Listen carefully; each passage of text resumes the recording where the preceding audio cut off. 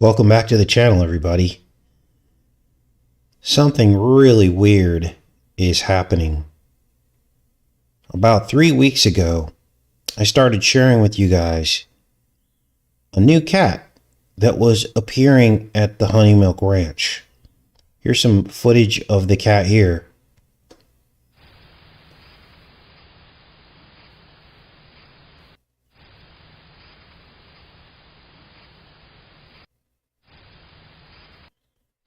Let me zoom him up so you can see him better.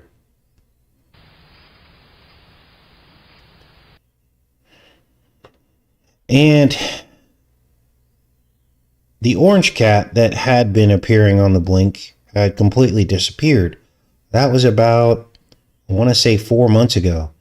And it was replaced with this other cat. And I'm like, wait a minute. A week goes by, and I get a message from my ex-wife that a tiger tabby, just like this one, with the white boots and the white chest, named Mojo, a pet that we got when we were together, that he was sick, and then he passed away a few days ago. And I didn't put two and two together until now. Now, I know these tiger tabbies are very common, but wow, the timing of it.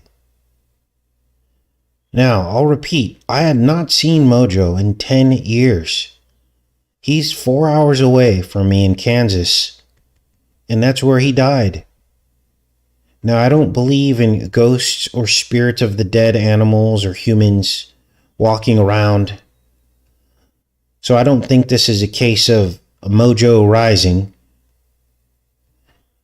but I do believe in signs. And then last night, it all hit me like a floodgate. As I was sitting in my box-shaped cabin with all of the animals passing through. Boats have cabins. And then I was like, wow, my mom just got sick on a boat. And she was stuck in her cabin. And all the animals marching through the property, one by one, over the last 6 months. And then I thought about Arkansas. And that even this channel is a sort of ark for the last days believers on a spiritual level, isn't it? A place where we all gather to go through the end times together. A preparation vessel. And at that point, I became overwhelmed with joy and tears of the revelations that God had given to me at that moment, and where God had led me in my life without even realizing it. But because I followed his step-by-step instructions, every step of the way, he led us all through the narrow gate, and that we've all passed through our own portal of understanding and preparation spiritually for the last days. The days of Noah will be like the last days. Preparing for what is coming until his return. Joyful but prepared. Be still and know that he is God. And that is when the synchronicities and connections around you begin to open up and bloom like the blazing skies of the sunrise. Wow. Now today we're going to go get in between the headlines. We're going to talk about Musk. Elon Musk was apparently subpoenaed in relation to the Egg-stein case. Many of you probably have already heard that story. We'll get into that. We're also going to get into the Ozark Honey Milk Ranch weed hack that actually really worked within 30 minutes. the weeds were killed. And after that, we're going to talk about the IRS crackdown on gig workers and e-commerce, which of course is going to further erode your financial freedoms and privacy. Then we're going to get into the end game of the fungal apocalypse and many, many more stories. I think we'll start out with the weed hack. Let's take a look at this footage I put together for you guys. Thanks, Mojo. Well, apparently, the warm welcome that I gave the turtle has prompted him to take a closer look up here. Look at this guy. So the turtle has now made his home up near my garage. Apparently he feels safe. Remember in the last video, he was out in the lawn. So he has made his way up the hill. Beautiful turtle. Look at the red on his face. All right.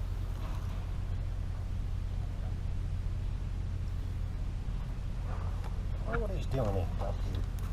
Nowhere to go, brother.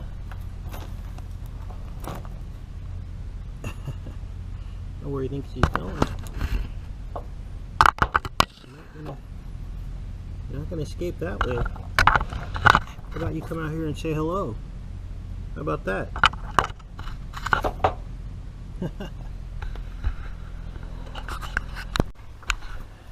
Do yourself a favor and get yourself a bag of water softener salt.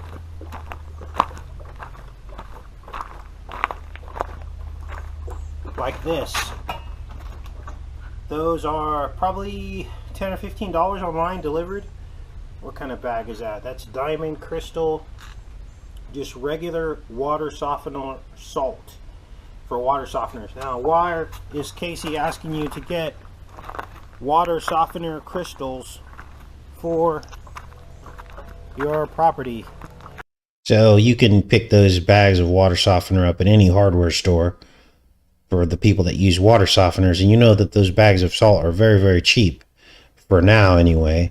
As soon as they find out the hack that I'm going to show you, just like everything else, the price goes through the ceiling, and then they'll make it so that it costs the same as buying Roundup, right? That is the tornado alarm. They test it every day at noon exactly, so it must be noon. Back to the story. Why am I asking you to get water softener salt? Well, because you also need a sprayer. Because I went online and apparently salt water will kill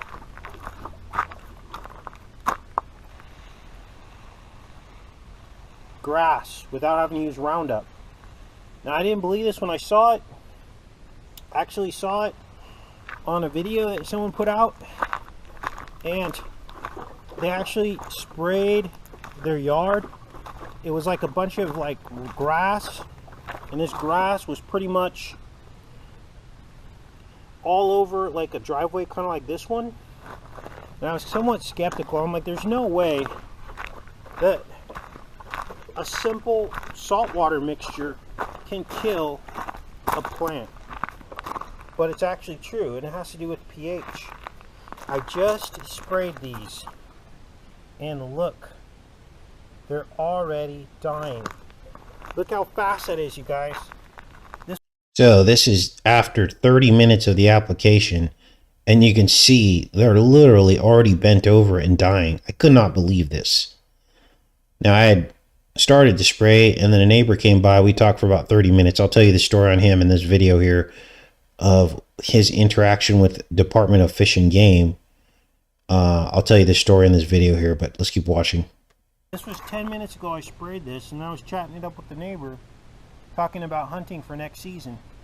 And I come back, and the plants are already dying. One application of salt water. Now, how did I do this? Well, I have a backpack sprayer.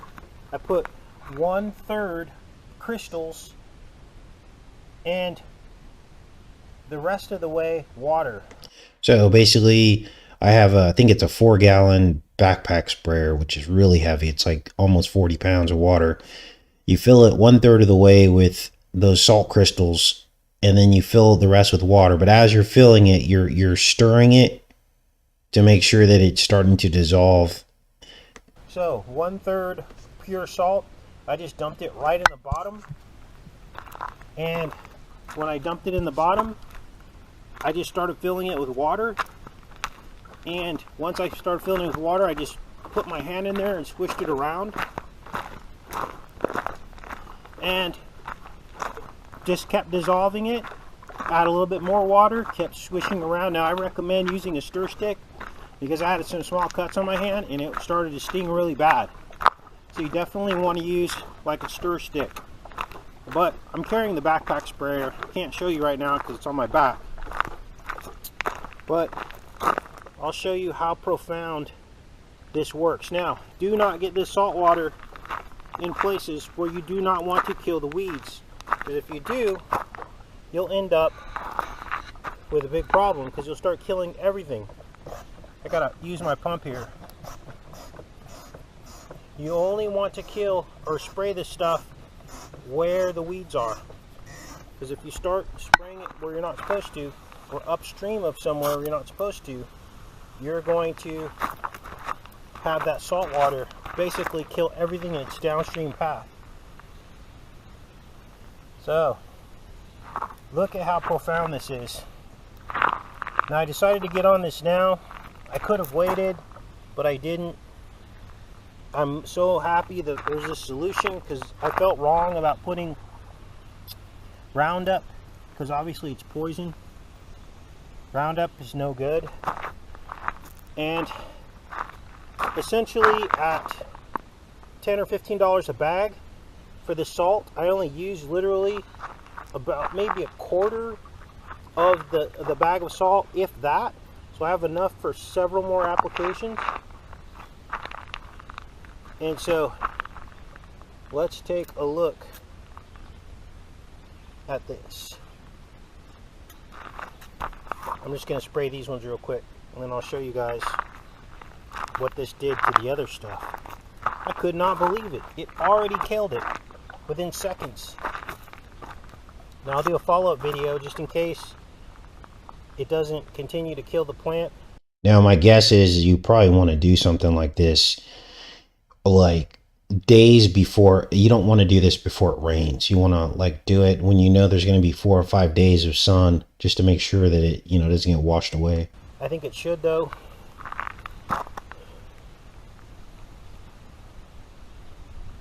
Let's see here. An interesting conversation with my neighbor. He was telling me he had shot a buck years ago. I was asking if he ever had any run-ins with Fish and Game. And he said, as a matter of fact, I have. Because I shot a buck and he jumped over a couple properties. And essentially, the buck got away, ran through someone's yard. It then got dark. And when you shoot and wound an animal, you definitely want to make sure that you go find where that animal is. You don't want a wounded animal running around. But according to the laws, you're not allowed to kill that animal with certain weapons. You're not allowed to take that animal after dark. There's all these rules. So my neighbor called Fish and Game because the last neighbor he ran into said, no, you're not coming on my property to kill this animal. Well, lo and behold. Now, let me add to the story here. He was tracking this buck. It was a big, nice buck. He was tracking the buck after he had wounded it, and he had tracked it over a couple properties, and this buck had like jumped over these fences, several fences. And so you do not want to leave a wounded animal. You want to do everything you can to just finish the animal, right? Because it's just ethically humane. My neighbor called Fish and Game, and they came and they told him he was the one breaking the rules because he had a .22 in his hand to try to finish off this deer that he had wounded. He didn't want to. So he didn't bring his full rifle because he obviously needed to be, you know, tracking this animal long distance. So he brought his .22 instead to finish the job. And he actually called Fish and Game because the last neighbor that he encountered would not let him on his property to finish the buck. So Fish and Game turned on him and told him that he was in the wrong, that he had broken several laws. Bring the full rifle. And also he was shooting after dark and passing into private property. Now most people on private property, if they know someone has wounded an animal, they will allow that person to come onto their property to finish the job, because no hunter likes a wounded animal. But this particular neighbor probably was liberal, according to my neighbor. Didn't even like the fact that people were hunting to begin with, and prevented him from, you know, this is like social justice warrior. Oh, I'm going to save this wounded animal. He probably went out with a vet kit to see if he could give the buck CPR or something, only to realize he got kicked in the face by the buck, because that's what bucks do, right? That didn't happen, but, you know, it's funny to think about these things. So I don't understand why people move out here with different politics than the people that are already here. That doesn't make any sense to me. And so there are people out here, there aren't a lot, that don't even believe in hunting, the hunting lifestyle, or managing the wildlife. They just want it to, like, just be there to look at. Anyway, let me show you. I'm going to just finishing off the rest of this backpack, and I'll show you guys what this salt water did to these plants already. Look at this. I mean, that is profound, you guys. That is amazing what that did and how it killed those weeds. Wow. Fast, you guys. Wow, pretty amazing. Alright, you guys, well, I'll let you go. This is another quick dose.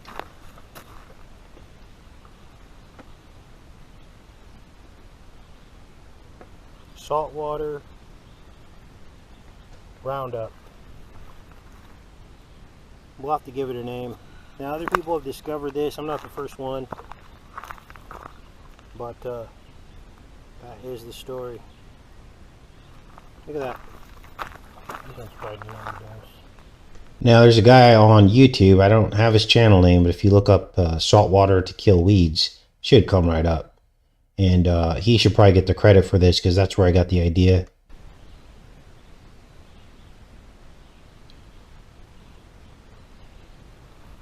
Weed control.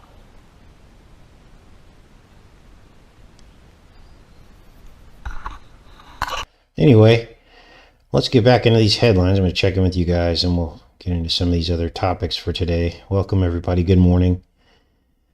Quick follow-up on the Felicity, the city of Felicity. Remember this, you guys? And it was supposedly the center of the world is what it was coined as. And so much more keeps coming out about this occult city. Remember, it was mentioned on Joe Rogan. Apparently a survivor came forward and said this was connected to the Rothschilds. There was rituals going on out here.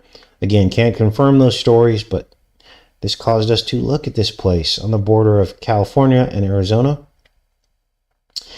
And I began to realize that I know that Felicity means peace or serenity, but it also contains the first four letters of the word feline. F-E-L-I. Feline Felicity. And I wonder if there's a connection. Because it is, in fact, the year of the cat, isn't it? It's the year of the cat in one calendar and the year of the rat in another. And when we did the deep dive on Felicity, we noticed the Alpha Omega symbol. Remember that on the ground? And remember I told you that it was the false Alpha Omega, which is Apollo? Not the true Alpha Omega, which is God and the Son of Man. Apollo wants to be the beginning and the end, because he brings disease and he cures it. The beginning and the end. Well, one of you found this that confirms our Apollo assertions and discoveries. There was an inscription on one of these pyramids, one of these monuments at Felicity City, an inscription of the Temple of Apollo at Delphi. Here it is right here. It says, "Nothing in excess. Temple of Apollo, Delphi. The tumult and the shouting dies, the captains and the kings depart. Still stands thine ancient sacrifice, and humble and contrite heart." That's that's a quote by Kipling. But this is a quote from the Temple of Apollo, "Nothing in excess." Now, this thing is full of hieroglyphics and all kinds of other weird stuff. Many of you have sent me videos on this place. The alignments are chilling. So these people literally think that Apollo is above the Most High. Wow. Now, let's get into some of these other stories here. Many of you guys have already heard this about Elon Musk and the egg stain connection.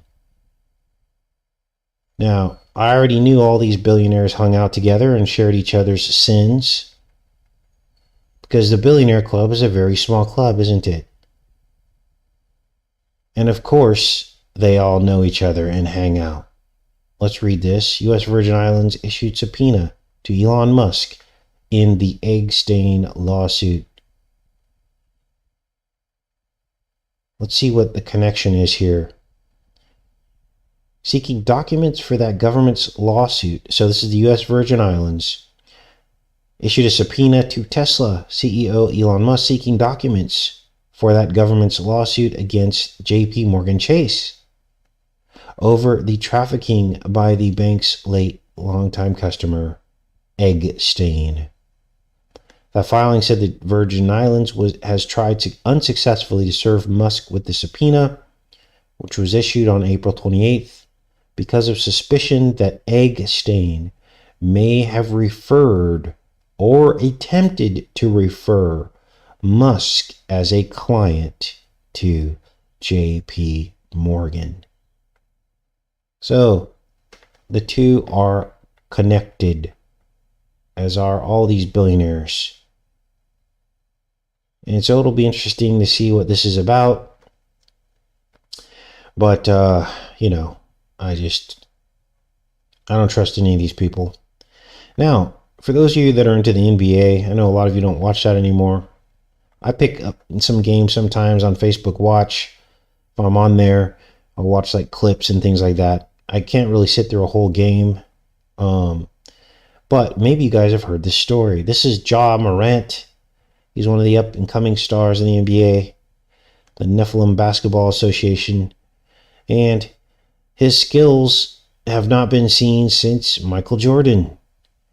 Well, something is going on with Ja Morant. He can't stop playing with his guns.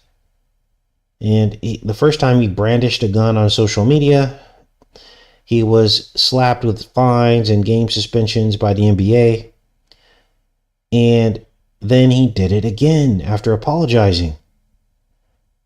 Now, what is the problem here? Well, apparently what he's doing in these social media posts by showing the gun isn't illegal, because if it was, he would have already been arrested, right? But the reason why he's in trouble is because it is against NBA ethics, which is kind of weird to me that the NBA would have an ethics rule that says you can't be in the gun lifestyle. Like, what if a person is into that on their social media? So let me give you an example. If Ja Morant was a white guy who hunts, and on his social media he was showing hunting pictures, he would also be fined by the NBA, according to their ethics rule, because it says something about the gun culture, and they don't want to promote the quote-unquote gun culture. So they've punished Ja Morant. They're trying to cancel him. And I began to think to myself, what is this really about? What is this PSYOP story about anyway? And why would Ja Morant continue to brandish guns on social media, knowing he's going to get in trouble and lose money, pay games, and his opportunities in the NBA? Well, I think that, I'll just be clear here, I think pulling out a gun in a nightclub is kind of silly and immature, but if it's legal, then it should be your right to do that, right?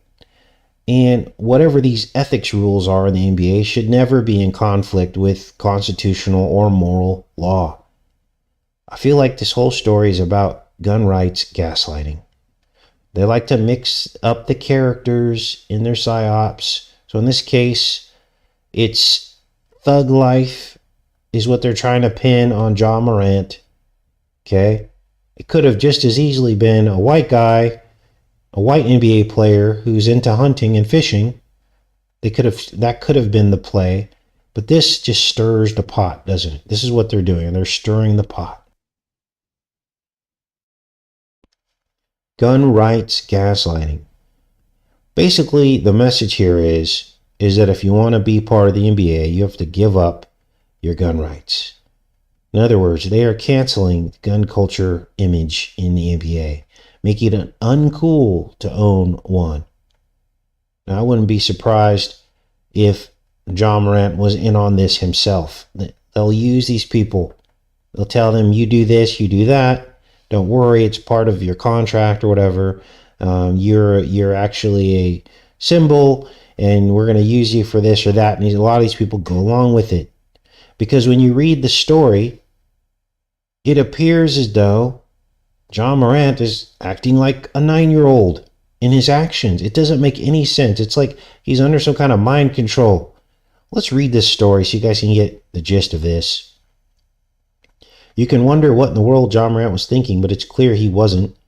The NBA suspended him in March after he was seen in an Instagram live video brandishing a pop stick inside a Denver strip club during a Memphis Grizzlies road trip. The team and the league weren't amused, hitting him, whose 5-year, $194 million contract extension kicks in next season with an 8-game suspension without pay. Nike, which has its own $12 million deal with Morant, didn't pile on, but it made it clear it was concerned. Everyone was. Morant is arguably the most electric young player in the league, a nightly high-flying highlight reel, and an inspiring story of making the big time after being lightly recruited out of his small South Carolina school. He's a star with the potential of hundreds of millions in career earnings. Yet with that comes responsibility. The NBA is clear that it will not tolerate images of its players glorifying guns. Morant said he understood. I take full responsibility. I'm going to take some time away to get help on learning better methods of dealing with stress and my overall well-being. Well, whatever help he took, it didn't take. Over the weekend, there was Morant back on Instagram Live with what appears to be a gun in his hand. So, this doesn't sound like a person that's thinking clearly, or it sounds like a person that is being controlled by someone else to do these actions for an outcome. What are your guys' thoughts on this before we get into the rest of today's stories? Do you think this is intentional? Do you think this is all part of some kind of psyop to continue to put a negative light on gun rights? What do you think is going on here? Wow. Let's see what's going on. Good morning, everybody. Hey, Brooke, Marcy, Surrender to Christ, Carol, Walmarty, NOTC, Tracy. Good morning. All right. Yeah, Eric says it's probably gaslighting, intentional.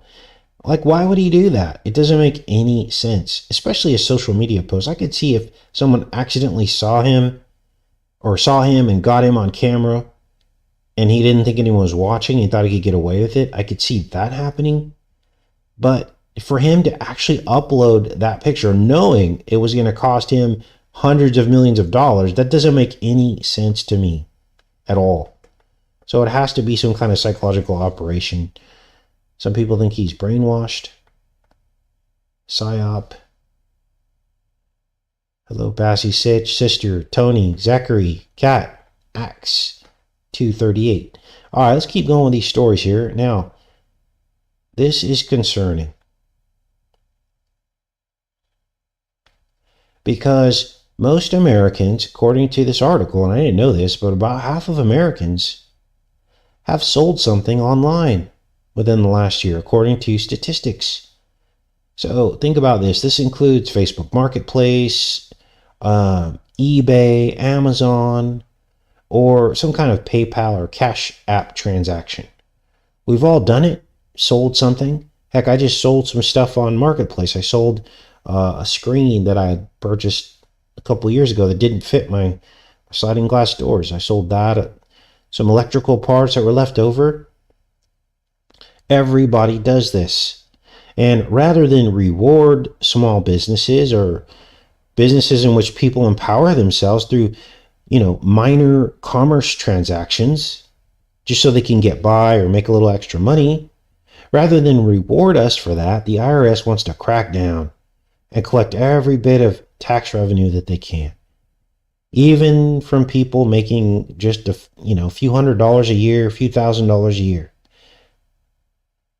And what does this do? Well, this is an accounting nightmare, because pretty soon it's not going to make any sense to sell anything online for the amount of effort that it takes and the risk that is involved in reporting that income. And then that extends into small businesses as well. Who wants to go through all this trouble? I had my accountant last year. He's like, you should have books. I'm like, what do you mean books? He's like, you're required by law to keep books. I'm like, I'm not a business. He goes, well, you're 1099, so you need books. And I'm like, look, here's my receipts. I'm not keeping any books. That means I have to hire someone to keep those books for me, which is another several $1,000s a year. No, I'm not doing that. So every time they add on a new little rule, a new little requirement, that means that it's going to cost you more money. Not them, it's going to cost you more money. And this is the way they want it. They really don't like small businesses. They actually secretly hate small business. Now, why do they hate small businesses? Well, because there are far more small businesses and, e-commerce people out there than there are big businesses that they have to monitor. So they'd rather have everything consolidated, right? Into major corporations that they can send a team out to monitor. They don't want a million little businesses out there, because then they can't enforce and collect, right? Now let's read about these changes. This probably will affect most of you who sold something online. Headline says, unwarranted and unfair. The IRS is watching how much you make selling any items online this year. How even casual sellers could get dinged by the new tax rules. A battle has been brewing between e-commerce giants and the Internal Revenue Service, and once again, millions of Americans are stuck in the middle. Online shopper giants like Etsy, eBay, StubHub, and the third-party payment networks that they use, including PayPal, Square, and Cashapp, have called on Congress to give relief to millions of online sellers by raising the income reporting threshold on IRS Form 1099-K. Now, this is going to directly hurt some of these people, like PayPal, Cashapp, because far less people are going to use the service if they know they're going to have to go through this. I can make $400 and risk an IRS audit and have to report that income, or I could just give the item to a friend. What are you going to do? You're probably just going to give the item away. Or you're going to try to find someone local who you could just give cash to for the item and not use e-commerce. So these online services are freaking out right now because they know that their business is going to drop by 25%. They're going to lose all that revenue. The American Rescue Plan of 2021 lowered the 1099-K reporting threshold from $20,000 over 200 transactions to just $600 from any number of transactions. Nearly 40% of Americans sold items online early in the pandemic, netting $1,800 on average.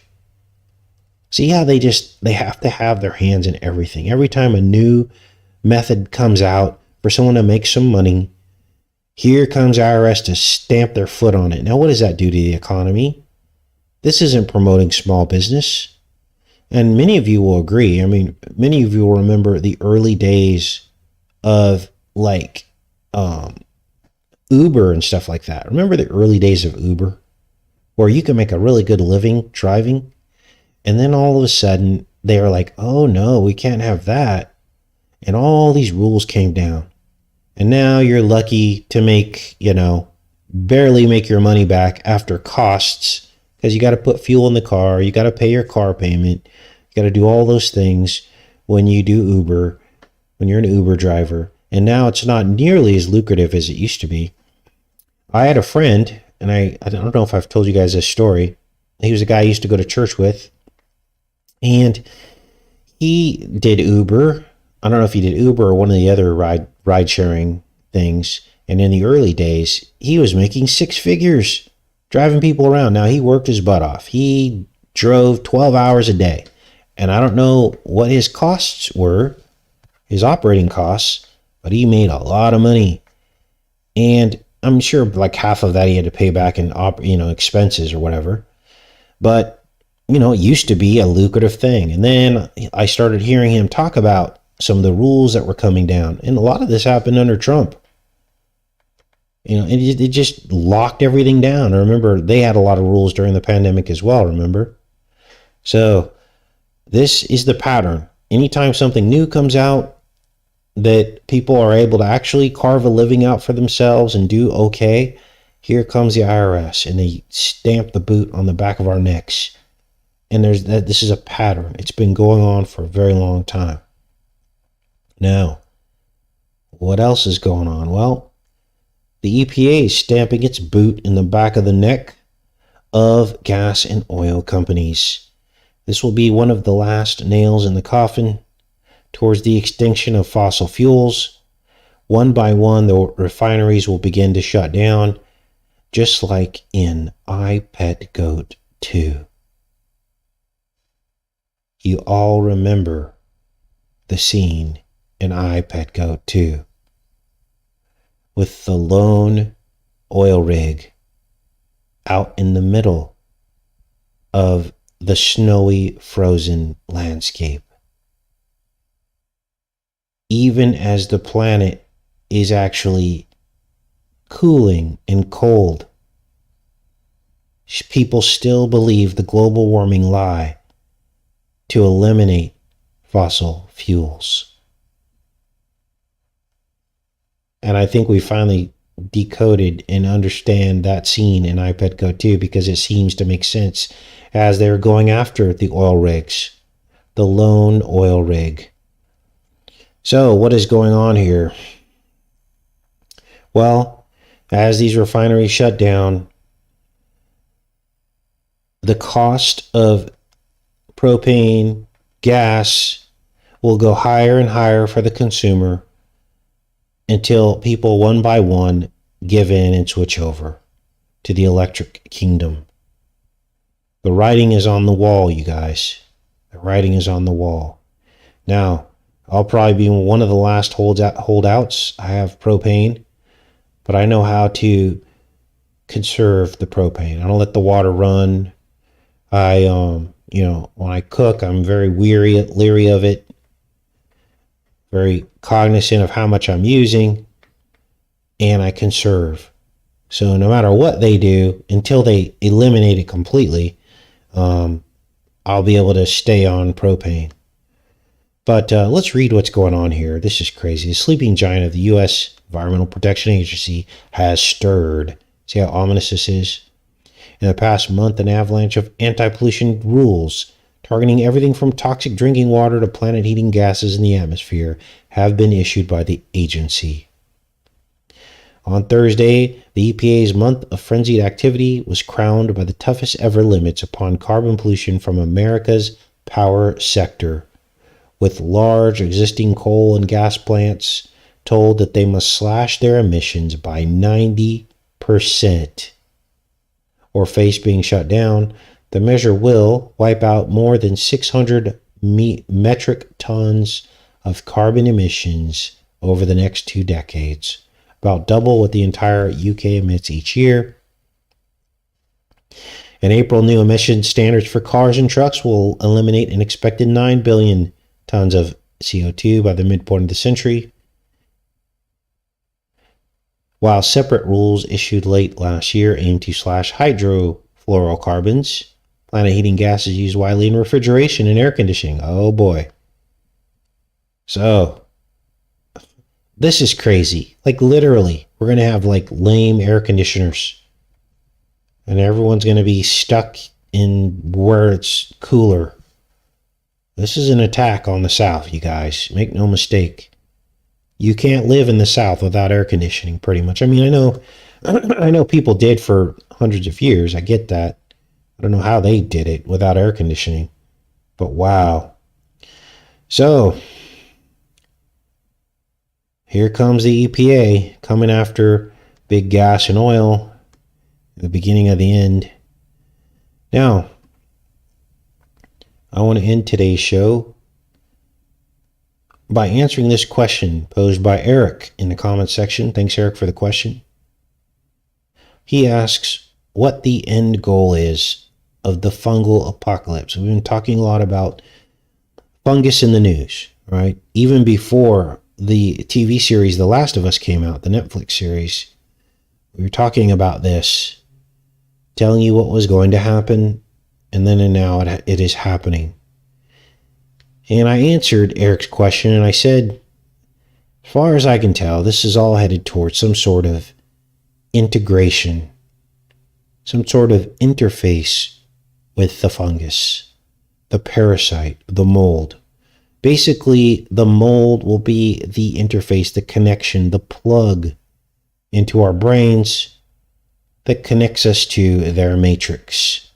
And once they achieve that, they will be able to tap us all into the hive mind to make us all one. And every step that you take toward their end is one more step towards oblivion. You see, in order for Satan to attempt to elevate himself above the Most High, he has to try to be all-knowing, just like God, doesn't he? So how is he going to do that? Well, he'll do it with the hive mind. Now, what am I talking about here? Let me get more specific. We all know what the mycelial network is. In fact, this was the main theme in the new Star Trek Discovery series. They used the mycelial fungal network to warp through time and space, didn't they? And it was inferred that the mycelial network was somehow tapped into the infinite power of the universe. It was so much power that the Discovery, which is the name of the ship in Star Trek, was barely able to handle such power and the magnitude of it. And the interface that they used to access the mycelial network had to be a human hardwired for the mycelial network. Wow. Now, think of it this way. People who take a trip on certain funguses, right? Because we know that certain funguses contain chemicals that can take you on a trip. They all have a common hallucination, don't they? They all trip kind of the same way, but almost like they're in each other's heads. Well, that is the mycelial network. There's a reason why they're seeing the same hallucinations. And as we sit here today, they're already doing experiments to interface the network, the mycelial network, into our brains. They're already trying to hardwire us for this. Once humanity comes online, the whole thing will be run by artificial intelligence to steer the hive toward their goals. What are their goals? Total domination. A rigged legal system that will eliminate any dissent and allow the controllers to get away with whatever they want to. The continued degrading of the moral fabric of this world, sending us more and more towards Babylon, more and more towards godlessness and sin. And everyone will just see it happening and they won't care because they will be hardwired and programmed not to care. Then the godlessness and sin will run rampant. And after that, there will be the slow elimination of all flesh through deception and the climate change industrial complex. Now, the fungus will also weaken our minds and bodies, making us dependent on the pharmaceutical industrial complex. That is the end goal of the fungal apocalypse. Now, God promises that he will cut these days short, otherwise there will be no flesh left. So we will never get to that point, but this is the goal of the enemy. This is the goal of the enemy. Yes, Victoria, the metaverse, integrating us with the mycelial network. All right, yes, the microdosing is getting big, and you have to ask yourself what that's about, Troy. I believe it's about preparing people. Those people are probably already opened up their pathways of the matrix and the mycelial network. Do you see the psyop here? Do you see how now it's becoming mainstream and acceptable? I'm sure pretty soon they'll have an actual pharmaceutical medication that allows you to basically take those kinds of substances. So, why do we do these shows? To warn you of these different lies and temptations. Okay? I remember very, very early on in my walk, all the way back to 2012, there was a period of time where I almost fell for the deception of the ayahuasca and the root cutting and the tripping and all this. And I was trying to maybe look up a place where I could go to get some. I actually went online to see if I could order some, and of course you can't. But this is when you begin to realize God very quickly woke me up from that. Because that, of course, now we see is the segue into the hive mind. It's the segue. This is why, some of these YouTubers will tell you most of the truth, but then there's this huge deception. Anybody out there that's pushing ayahuasca and all that stuff, that is the deception. Okay? Don't fall for that, you guys. You should be filled with Holy Spirit. You don't need some kind of substance to be filled with the Holy Spirit. All you need is to let Jesus into your heart.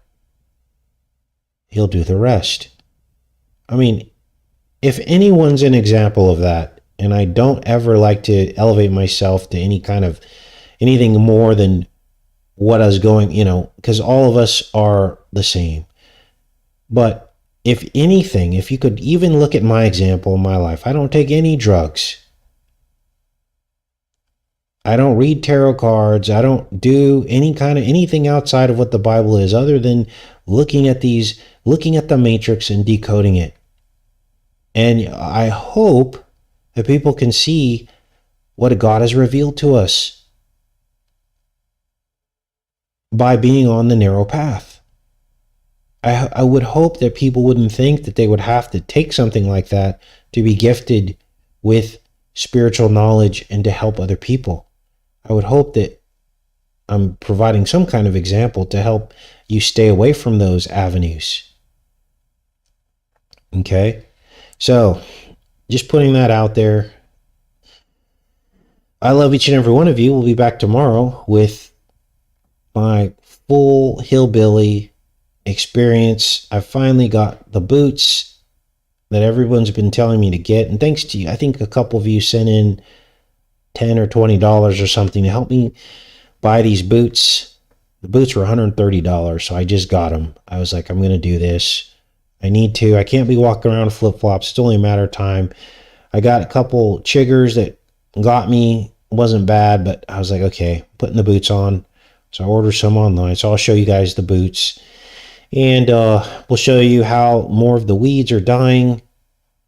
And So it's really, really great out here on the Honey Milk Ranch. I'll see you guys tomorrow. We'll go over some more headlines tomorrow as well. Much love to everybody. Take care and be safe. Have a great day, you guys.